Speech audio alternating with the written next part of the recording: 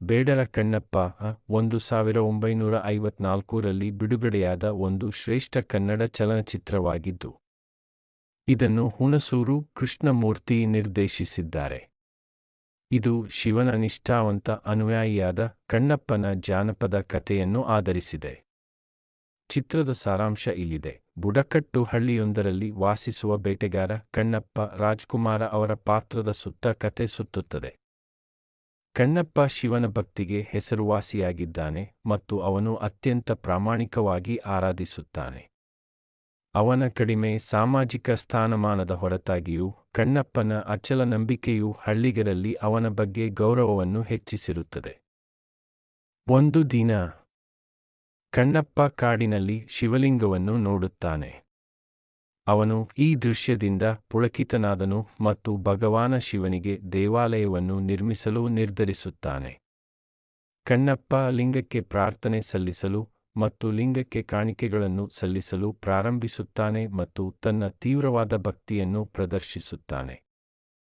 ಈ ಮಧ್ಯೆ ಹತ್ತಿರದ ದೇವಾಲಯದ ಪ್ರಧಾನ ಅರ್ಚಕನು ಕಣ್ಣಪ್ಪನ ಭಕ್ತಿಯನ್ನು ಗಮನಿಸಿ ಅದನ್ನು ಪರೀಕ್ಷಿಸಲು ನಿರ್ಧರಿಸುತ್ತಾರೆ. ನಿಜವಾದ ಭಕ್ತಿ ಎಂದರೆ ತನಗೆ ಹೆಚ್ಚು ಪ್ರಿಯವಾದುದನ್ನು ತ್ಯಾಗ ಮಾಡುವುದು ಎಂದು ಅವರು ಕಣ್ಣಪ್ಪನಿಗೆ ಹೇಳುತ್ತಾರೆ. ಇದನ್ನು ತನ್ನ ನಂಬಿಕೆಯ ಪರೀಕ್ಷೆಯಾಗಿ ಪರಿಗಣಿಸಿ ಕಣ್ಣಪ್ಪನು ತನ್ನ ಕಣ್ಣುಗಳನ್ನು ಶಿವನಿಗೆ ಅರ್ಪಿಸಲು ನಿರ್ಧರಿಸುತ್ತಾನೆ.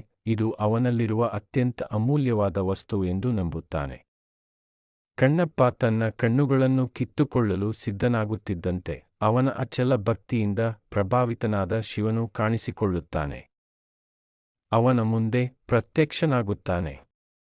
ಭಗವಂತನು ಕಣ್ಣಪ್ಪನ ಭಕ್ತಿಯಿಂದ ಪ್ರೇರಿತನಾಗಿ ಅವನಿಗೆ ದೈವಿಕ ದರ್ಶನವನ್ನು ನೀಡುತ್ತಾನೆ.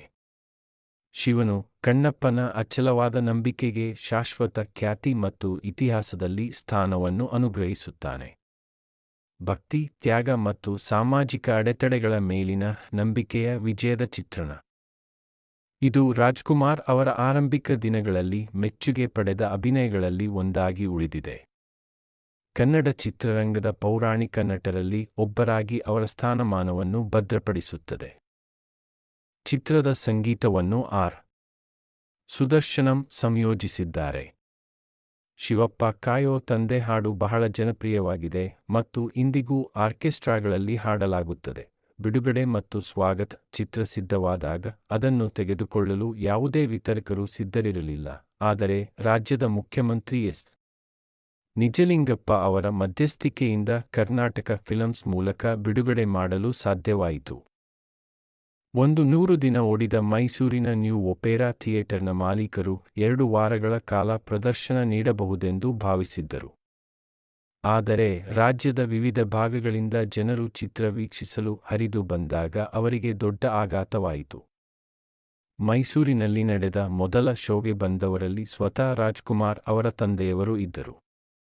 ತಮಿಳು ಆವೃತ್ತಿಯಾದ ವೇದನ್ ಕಣ್ಣಪ್ಪ ಕೂಡ ಹಿಟ್ ಆಗಿತ್ತು. ನಿಮಗೆ ಈ ಮಾಹಿತಿ ಇಷ್ಟವಾದರೆ ಲೈಕ್, ಶೇರ್ ಮತ್ತು ಕಮೆಂಟ್ ಮಾಡಿ. ನಮ್ಮ ಚಾನೆಲ್ ಅನ್ನು ಸಬ್ಸ್ಕ್ರೈಬ್ ಮಾಡಿ.